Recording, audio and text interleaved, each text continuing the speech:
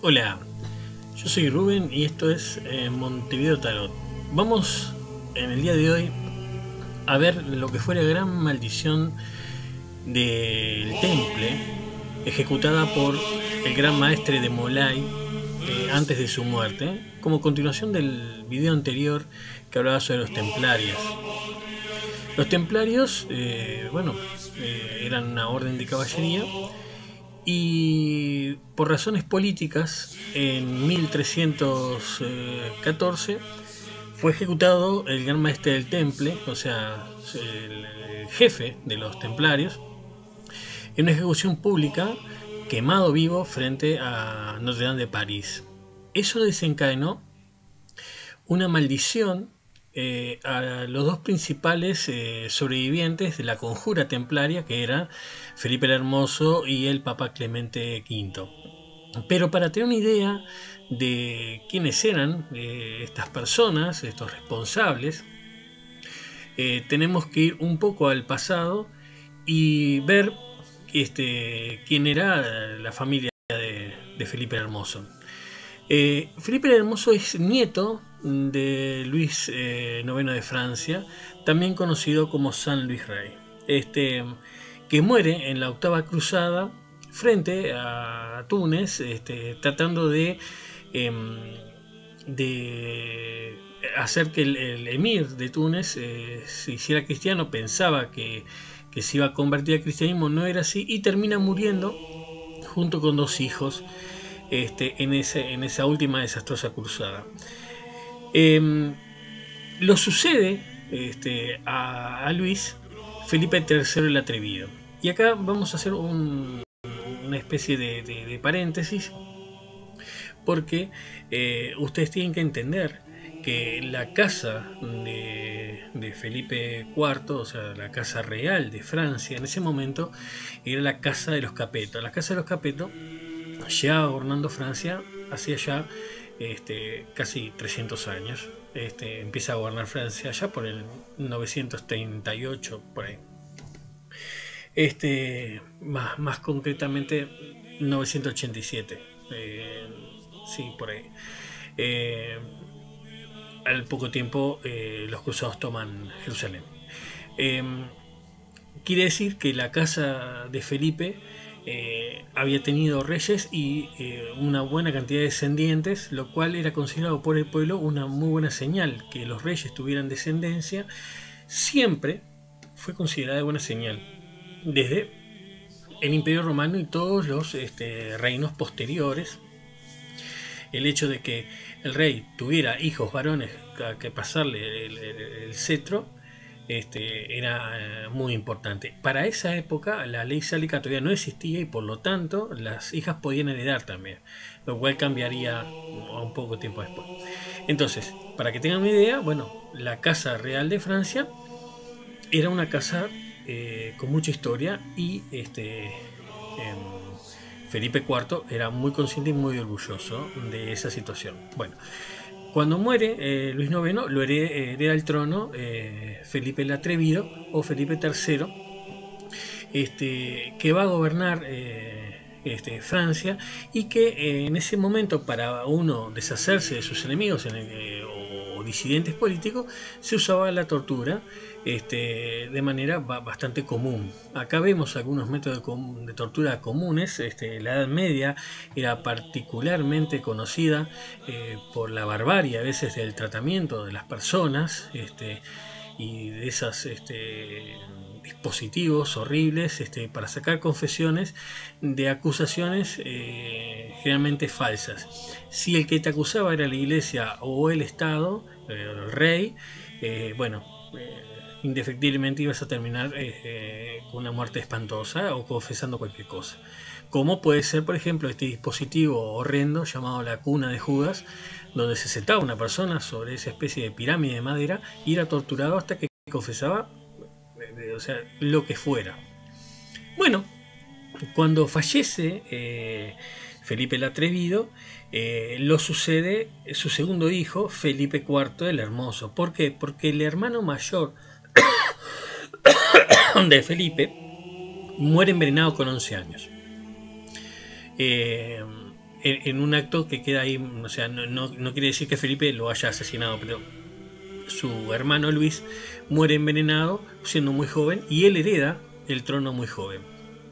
Como ya le decía, era un hombre particularmente orgulloso y muy consciente de su poder, y para llenar las arcas del Estado, que él consideraba que no había nadie por encima del rey, ni siquiera el Papa, y esto va a llevar a un conflicto con el papado, él desplegaba a sus cobradores de impuestos y expoliaba a toda la población. Pero en particular había sectores donde el rey se encarnizaba más, como ser, por ejemplo, la comunidad judía. La comunidad judía fue expoliada al máximo, y cuando ya no hubo más nada que expoliar, lo expulsaron del reino en 1306 a todos los judíos que vivían en el reino de Francia. ¿Qué pasó? Cuando se quedó sin lugar, o sea, sin gente a quien recabar dinero, obviamente apuntó al clero. El problema era que cuando el clero pagaba los impuestos y solamente eso le correspondía al Papa, el Papa tenía que autorizar el pago de esos impuestos. Felipe sigue apretando y, bueno, incluso procesa a un cardenal, a un obispo, por no pagar los impuestos, lo cual genera un conflicto con el Papa Bonifacio VIII. El Papa Bonifacio VIII, que era el Papa en ese momento, había heredado, o sea, había sucedido a Celestino V, que lo vemos a la izquierda ahí, a la derecha de su pantalla, que sostiene la iglesia. ¿Qué pasaba con Celestino V? Para que ustedes tengan una idea, Celestino V era un ermitaño, era una persona que vivía sola en las afueras de Roma, en una cueva. Se le consideraba un hombre santo, y en una crisis que hubo muy grande en la iglesia, lo llaman y lo aclaman como papa. Se llamaba la elección por aclamación. Algo que hace muchísimos años que no se usa en la iglesia, se usaba en la iglesia antigua. Entonces, como la crisis era tan grande, había tanta pelea entre los cardenales, porque cada cardenal tenía su familia, su casa en Roma, eran todos patricios, o sea, eran todos aristócratas, la mayoría de ellos. Había conflictos políticos muy importantes en el Vaticano en esa época, y que después se seguiría extendiendo muchos años después, lo cual era lógico porque Roma fue en su momento el núcleo del Imperio Romano y mantenía mucho de ese poder, y las familias romanas se consideraban obviamente de linaje patricio. Entonces Celestino llega, toma el papado y queda horrorizado con lo que ve el hombre.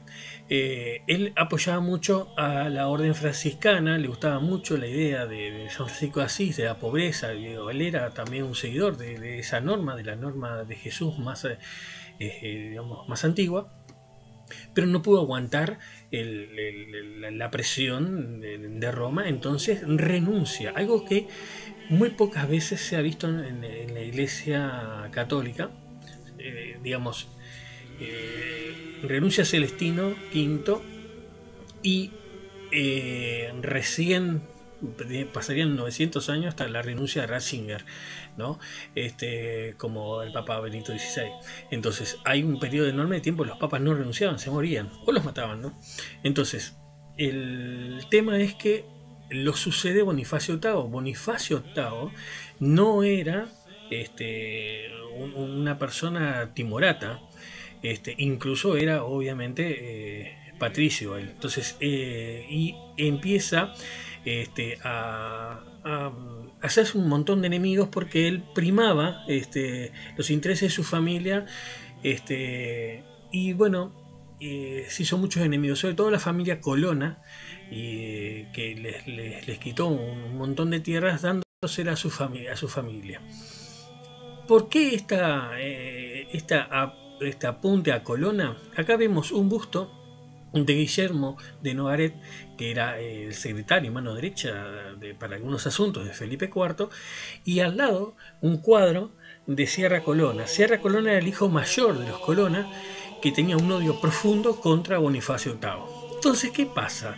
En el conflicto entre Bonifacio VIII y el rey Felipe el Hermoso, por una cuestión obviamente de plata, de recaudación y sobre todo de poder, porque Felipe decía que no había nadie por encima del rey, o no debería haber nadie, en una concepción más absolutista que medieval. Medieval eran reinos feudales pero respondían al Papa. Ya Felipe IV va a ser digamos, el iniciador de lo que sería después la monarquía absoluta. O sea, no hay nadie por arriba del rey, como diría Luis XIV, ¿no? ¿Qué pasa? Este conflicto lleva a que el Papa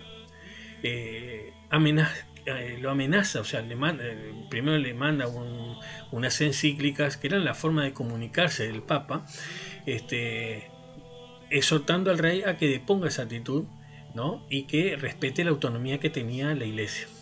Obviamente Felipe da cero bolilla, incluso los escribas del rey cambian la encíclica, la adulteran para beneficio del rey. Era algo muy común que va a usar como arma Felipe IV, es trastocar las comunicaciones, o sea, hacer fake news de la época, ¿no? Bueno, resulta que el Papa no le aguanta la cabeza a Felipe IV y lo amenaza con excomulgar. ¿Qué pasaba si el rey era excomulgado? Bueno, todos los súbditos de Francia podían o sea, quedaba totalmente desautorizado. Entonces los súbditos podían no respetar al rey, no dar cumplimiento a ninguna orden, y por supuesto todas las familias nobles del rey iban a tratar de sacarlo del trono para ponerse ellos, ya que al ser un excomulgado no tenía derecho a nada. Eso lo sabía muy bien Felipe. Entonces, ¿qué hace Felipe? Hace algo que no lo esperaba Bonifacio y tampoco lo esperaba nadie en la historia, que fue crear una especie de fuerzas especiales, un grupo de tareas, y tratar de secuestrar al Papa. Algo insólito para la época. Entonces, de esta digamos, operación militar estaba a cargo, bueno, Guillermo Nogaret y Colonna, así como varias familias patricias de Roma. El Papa tenía tantos problemas en Roma que él se refugiaba en Agnani. Agnani es una ciudad al este de Roma, donde tenía su propio palacio. Ahí se despliegan estos mercenarios, van a Colonna. El pueblo de Colonna estaba enterado y por lo tanto no ofrece resistencia. Entran como perico por su casa estos mercenarios y sitúan, ponen sitio al palacio del Papa. ¿Qué pasa? El Papa le solicita tregua, ellas se lo dan, pero era para ver si podía hacer algo de tiempo para que vinieran a rescatarlo, cosa que no pasa. Entonces, impaciente, los mercenarios queman las puertas de la catedral y entran a la misma. Ahí dentro de la catedral, en la nave de la catedral, matan a un monseñor, a un obispo húngaro. La historia parece ser que uno de los capitanes mercenarios tenía un problema realmente personal con él y lo asesinan ahí en la plena nave. Y entran al palacio papal, donde encuentran a Bonifacio vestido con sus galas, con su mitra, ya sabiendo que iba a morir, y los increpa diciéndoles que él no va a morir como un hombre cualquiera, sino que va a morir como lo que es el Papa, ¿no? Entonces es ahí, en ese momento, que Sierra Colonna le propina lo que un cachetazo con su guantelete medieval. Algunos dicen que esto nunca sucedió, otros historiadores dicen que sí. El hecho es que, bueno, el Papa en ese momento tenía 68 años, recibe esa bofetada, que era una afrenta tremenda, y el palacio es saqueado durante 3 días. El palacio es despojado y, bueno, robadas sus cosas. El tema es que eso sucede el 7 el 7 de septiembre. El 8, el Papa le iba a excomulgar a Felipe IV, lo cual no sucede. Una vez que el pueblo de Colonna ve que, bueno, lo habían dejado tirado al Papa, vuelven al pueblo y recuperan y, bueno, logran retomar el control de la ciudad. El Papa queda en tan mal estado, imagino yo que eso por una cuestión emocional, pero sobre todo por el hecho del hambre y todo lo que había pasado en esos días, pero sobre todo el destrato físico, que dura un mes y se muere. ¿Qué pasa con la muerte del Papa? Queda vacante, obviamente, el papado, y es sucedido por Benedicto XI, que era un papa francés puesto a propósito, o sea, digamos, apalancado por Felipe IV. Pero muere al año, y ahí toma Clemente V, este sí, un papa, digamos, más joven, de hecho bastante joven, tendría unos 40 años en ese momento, y que era partidario al rey Felipe, y lo cual era bastante débil el de carácter, y lo va a ayudar mucho a Felipe IV a lograr varios de sus objetivos, entre ellos digamos, el desmantelamiento de la Orden del Temple, aunque él no estaba al tanto del todo de los planes del rey. ¿Por qué? Porque el rey le debía una enorme cantidad de plata a los templarios por el rescate de su abuelo, el cual él había presionado al papado para que lo canonizaran, y fue canonizado como San Luis Rey de Francia. Pero el rescate que tuvieron ellos que pagar el temple para sacarlos de los cuando cayó prisionero en Egipto,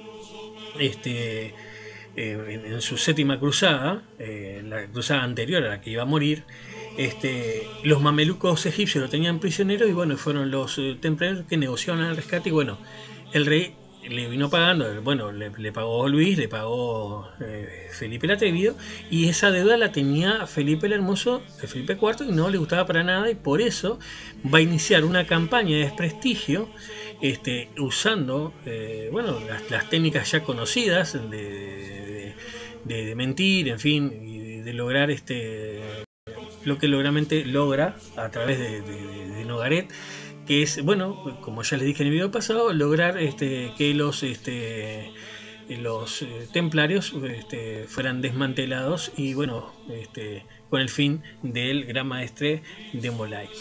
Ahora, ¿qué pasa? Para que tengan una idea, el Papa Clemente V había llevado la sede del papado, la había cambiado del Vaticano a Aviñón. Algo que era algo para un poco de tiempo, termina pasándose años la sede en Aviñón, hasta que en 1377 Gregorio XI la vuelve a llevar a Roma.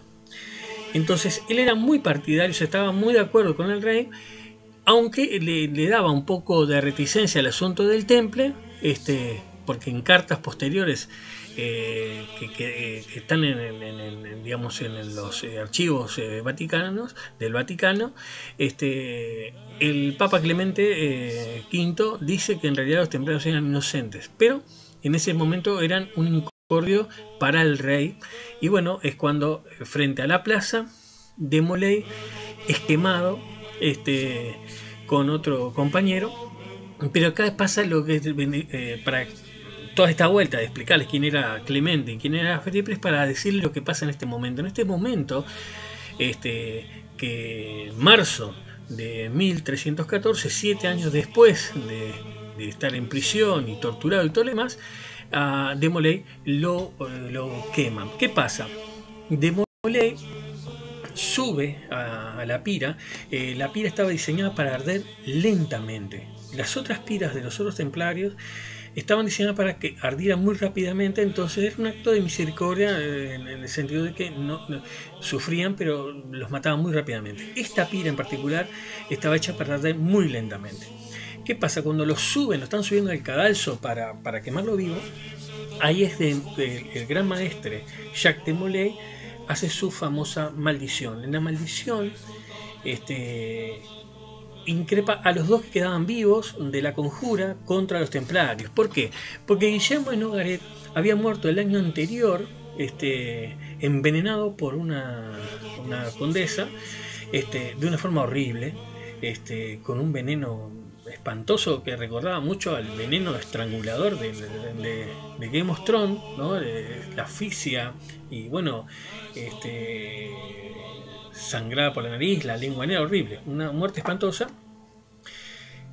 Ese gran conjurador había fallecido ya. Entonces se sube a la plataforma.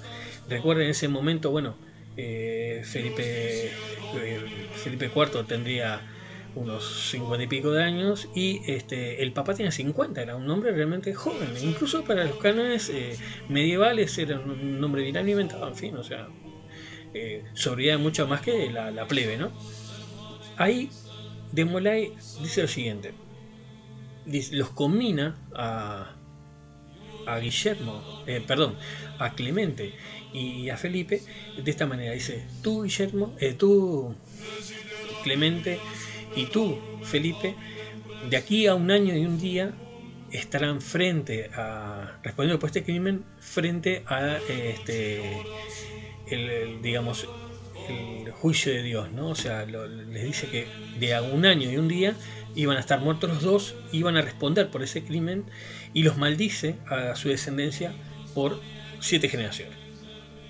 Y lo dice de forma calmada y con una voz muy clara y muy fuerte. Y todos los que estaban en la plaza, con una gran cantidad de testigos, escucha esa maldición. Eso fue 20 algo de marzo, ¿no? Y lo queman frente a Notre Dame. Y acá pasa una serie de eventos que son realmente impresionantes. Pero para que ustedes tengan una idea, tengo que irme un año atrás. Ténganme un poco de paciencia. Porque hay un evento muy importante que pasa un año antes, que se viene gestando un año antes. ¿Qué pasaba? Es el escándalo de la Torre de Nesle. El escándalo de la Torre de Nesle es, digamos, el principio del fin de lo que sería la Casa Real de los Capeto. Hacía un año atrás, en 1313, la reina Isabel de Inglaterra, también conocida como la Loba de Francia, hija de Felipe IV el Hermoso, fue a visitar a su familia con su esposo, el rey Ricardo II de Inglaterra. Ricardo II de Inglaterra, que era homosexual y tenía a su amante, que era uno de sus consejeros, le daba poca bolilla a la reina. Pero esta mujer, de un espíritu indómito, ella también tenía a su amante, obviamente siendo muy cauta, muy cautelosa, una mujer muy inteligente, pero muy aguerrida y muy de armas tomar. Y sabía que su marido era un debilucho y que en realidad ejercía mucho poder ella tras bambalinas. No se olviden que en ese momento el rey era incuestionable. Si al rey se le agarraba de mano, podía fácilmente ejecutarla sin ningún problema, nadie le iba a decir nada. Bueno, llegan a Inglaterra, a Francia, a visitar a su hermano, Luis el Ostinado. Estaba casado con Margarita de Borgoña. Los hermanos estaban casados todos con hijas del duque de Borgoña. Felipe el Largo estaba casado con Blanca de Borgoña, y Carlos el Hermoso estaba casado con Juana de Borgoña, que era la menor. Bueno, ¿qué pasa?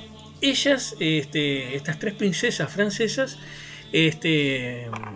tenían, se aburrían en la corte. Entonces la reina le lleva de regalo a cada una de las princesas, a Margarita y a Blanca, que eran las 2 mayores, 2 monederos muy hermosos, cuajados. Ahí tenemos a Carlos el Hermoso y a Juana la Menor de Borgoña. Entonces, esta princesa le lleva este regalo. ¿Por qué? Porque era un detalle, ¿no? Pero pasó algo extraño. La reina de Francia, la reina de Inglaterra, la Loba de Francia, ve que estos monederos los llevan 2 caballeros normandos, 2 hermanos, Duenay, Philippe y Gautier Duenay. Y dice, pero ¿por qué estos caballeros menores tienen estos monederos? Y entonces se lo comenta al rey y se cae algo raro, y el rey los manda a investigar. ¿Y qué pasa? Encuentran que usaban la Torre de Nesle para sus encuentros amorosos. En realidad eran amantes de las 2 princesas, lo cual se generó un escándalo tremendo. ¿Por qué? Porque los tipos estaban cometiendo un crimen de lesa majestad, estaban atentando con la continuidad de la línea de sangre del rey, lo cual era algo muy muy grave. Entonces, lo que pasa es que obviamente son torturados de forma horrible, espantosa, y confesando el 19 de abril son ejecutados digamos, en la plaza de una forma horrenda, ¿no? Son despellejados vivos, castrados y sus miembros tirados a los perros, y después los decapitan y los cuelgan, ¿no? Una forma horrenda de morir, y que hace que las princesas, porque las princesas estaban en un carro tapado, todo lo demás, y de ahí la princesa Margarita es rapada y condenada a una torre, y la princesa Blanca metida también en la cárcel, y la única que más o menos zafa, más o menos por ahí, es Juana, que hacía de campana, que era la menor, pero que aparentemente no había engañado al esposo. Ahora, ahí se comete un error, y parece horrible decir, pero tendrían que haber sido ejecutadas las princesas, porque de esa manera los príncipes podían tener esposas nuevas, y lo apoyaba aparte la ley. Entonces, el tema fue que al no permitirle eso a los príncipes, quedaron atados a estas mujeres. Margarita la pone en una torre sin paredes, frente a las inclemencias del tiempo. La mujer dura 2 años, y algunos dicen que, bueno, que fue estrangulada por su propio esposo para poderse casar con otra princesa.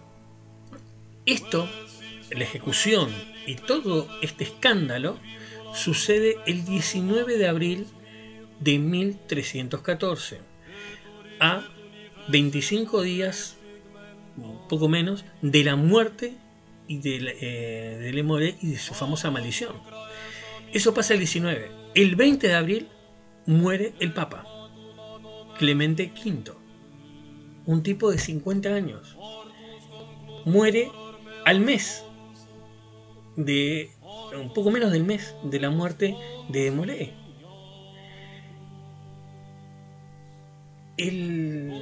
Pero ¿por qué la ejecución? Porque la ejecución de estos dos hermanos en la plaza y la consecuente castigo de las princesas genera un efecto dominó tremendo. ¿Por qué? Porque la salud del rey se resiente tremendamente. Se resiente tremendamente porque él ve que, digamos, que estaba en peligro su línea de sangre, y en una cacería ahí por noviembre de 1314 al rey le viene una apoplejía, un accidente cerebrovascular, y fallece, muriendo en noviembre de 1314, a 7 meses, 8, de la muerte del gran maestre del temple. Y ahí se completa la maldición y el llamamiento tanto de Clemente V como de Felipe IV Hermoso frente a la Corte de Justicia Celestial. Pero la historia no termina acá. El tema de la sucesión, que lo sucede, bueno, Luis el Obstinado, y después lo sucede Felipe el Largo, es que los príncipes fallecen sin dejar descendencia, y generan unos nietos, la familia real, que bueno, va mal la cosa, muy mal, hasta que 14 años después de la muerte de Felipe IV el Hermoso, el linaje de los Capetos desaparece de la historia de los reyes de Francia. O sea, la maldición de Le Monnet se completa totalmente en ese ciclo, donde, bueno, después de 14 años deja de existir los Capetos. gente, o sea, historiadores, dice que la maldición decía 13 generaciones de la familia real. Bueno, lo que queda como un apéndice, o sea, como una extensión de esto es que, bueno, la reina de Inglaterra, la loba de Francia, tiene como descendiente a Felipe III de Inglaterra, perdón, a Ricardo III de Inglaterra. Ricardo III de Inglaterra fue el rey que inicia la Guerra de los 100 años, incluso es tratado como un déspota por Shakespeare en su famosa obra Ricardo III. Fue realmente un flagelo para Inglaterra. Bueno, después de la muerte, ya le digo, de Felipe el Hermoso, la dinastía de los Capetos per se tiene muy poca sobrevida, y al terminar su existencia y la existencia de los Capetos, de cierta manera se reintegra, o sea, la maldición del último gran maestre del Temple, en cierta manera reivindica, si uno ve de alguna manera, el honor de los templarios. De las múltiples acusaciones y de la propaganda que se hizo contra los templarios, hay que recordar que era una orden de caballería que tenía miles de miembros, y bueno, había algunos que habían sido expulsados de la orden y que eran los acusadores que usaba Felipe el Hermoso y Nogaret para lograr hacerse con el control de las enormes riquezas que tenía el temple y evitar la deuda que tenía que pagar. Como un pie de página, la herencia del Papa Clemente V, que era enorme, desapareció, gran parte de ella desapareció, y el préstamo que le había hecho al rey, que era también un préstamo millonario, nunca fue devuelto. Para que tengan una idea de cómo era Felipe IV el Hermoso. Una vez terminado este arco, ¿no?, donde de cierta manera demuestra la inocencia del temple, en cierta manera los templarios pasan al mito, pasan a ser leyenda. No se fueron apagando de a poco como las otras zonas de caballería que se fueron diluyendo en el tiempo, sino que los templarios son aún recordados 900 años después. O sea, después de todo las vueltas y bueno, sus aciertos, sus desaciertos, la orden del temple aún es recordada y mucha gente sabe quiénes son los templarios, y mucha otra gente no sabe cuáles eran los otros contemporáneos, otras zonas contemporáneas de caballería, como pueden ser los hospitalarios o los teutónicos. Incluso la única más o menos heredera sería la Orden de Malta, que, o sea, para aquellos que gustan de este tipo de cosas, ¿no? Pero cuando uno habla de caballeros templarios, sabe que son, digamos, sinónimos de monjes guerreros cuyo final de su gran maestre quemado frente a Notre Dame de París fue un hito, ¿no?, en la historia. Y acá termina lo que es la maldición del gran maestre de la Orden del Temple. Si tienen en cuenta lo poderoso que era Felipe IV el Hermoso y cómo su familia logra, o sea, cómo se desvanece en menos de 2 décadas, en 14 años, desaparece la historia, realmente impresiona realmente mucho. Bueno, espero que haya sido de su agrado este video. Ya saben, nos pueden contactar a través de nuestro sitio montevideotarot.com. Ahí tienen nuestro mail, que es montevideotarot40@gmail.com. Pueden hacernos consultas o por este canal mismo, comentarios o lo que deseen, con gusto se los respondemos. Bueno, yo soy Rubén, esto es Montevideo Tarot y les mandamos un saludo grande desde acá de Montevideo, Uruguay, a todos aquellos que nos están viendo. Un abrazo grande y nos veremos pronto.